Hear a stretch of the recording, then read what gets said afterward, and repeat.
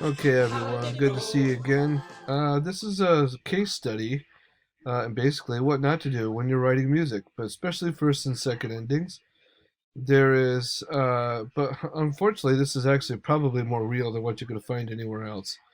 So let's delve into this. First and second endings. Well, I'm going to use Bill Haley's "Rock Around the Clock" because this is a perfect song, but also because it has multiple verses throughout, which we had before. But take a look. Here's why you don't want to do this. All right, number one, you have a first ending, and that's it. And then you have a second ending, and that's it. Disregard the D. The D is only there for chord progressions and chords, and that's a whole other issue that we're going to delve into later on this year. But if you look, you have different five different verses. So obviously, it can't be like that. That's not correct. What it should say is 1 through 4 in this ending, and then 5 in this ending. But unfortunately, since they're all the same, they decided to just make it first and second. And this is probably what you see. And as a musician, you just have to know that it's wrong. I'm a little surprised that the company didn't write that properly and let that go. But like I said, you see it so often that you would probably disregard it and not worry about it. But the students learning first and second endings, this is a big deal. So naturally, the question would arise, as most students would say, why don't I have 1 and 2? Well, it's a mistake, period. All right, now, uh, this song here, I'm going to play the original Bill Haley in the Comets from, I think it's from the Lawrence Welk show. Yeah, let me pull it up so you can see it. And I'm going to expand the sizes. No, I can't. Well, anyway, you can see them. I think it's from the Lawrence Welk show, and it's from 1955. And at the end of this video, I'm just going to put a link so you could go to it. It'll be on the description, but because I don't want to just replay this video for you. You can do that on your own. It'll save some time. All right.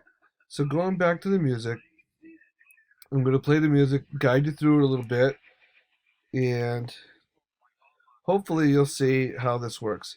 Now, Bill Haley, what he did was he put a solo between 2 and 3, verses 2 and 3, and between 5 and 6.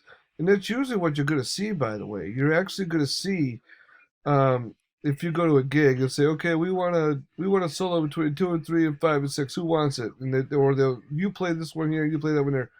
These are really iconic solos. I hear these all the time too. So it's another reason why I'm going to play the original. Anyway, that's why you see it. And let's go through the song. So let me pull it up here. Here we go. Bill Haley and his Comets.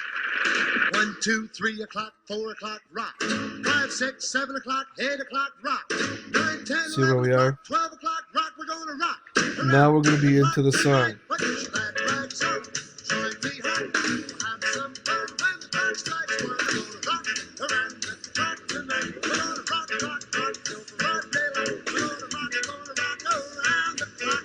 Okay, stay in the first ending. Go second verse.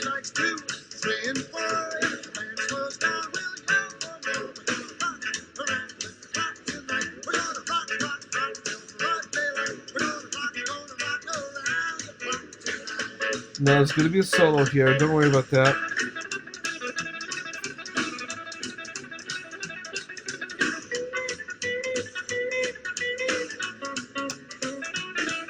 Very popular solo.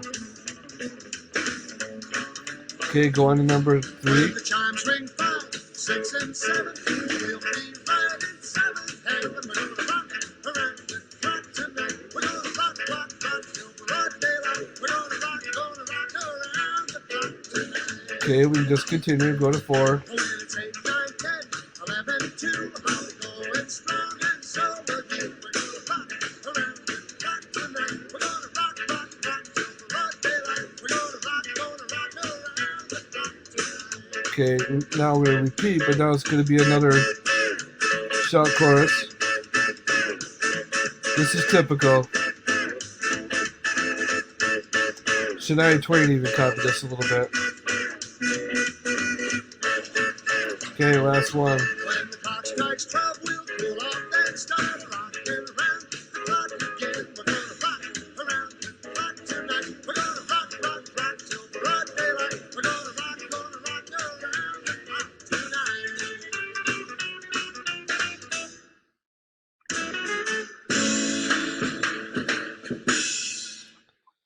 All right, like I said, this is really quite typical of what you would see if you're going out on a playing gig.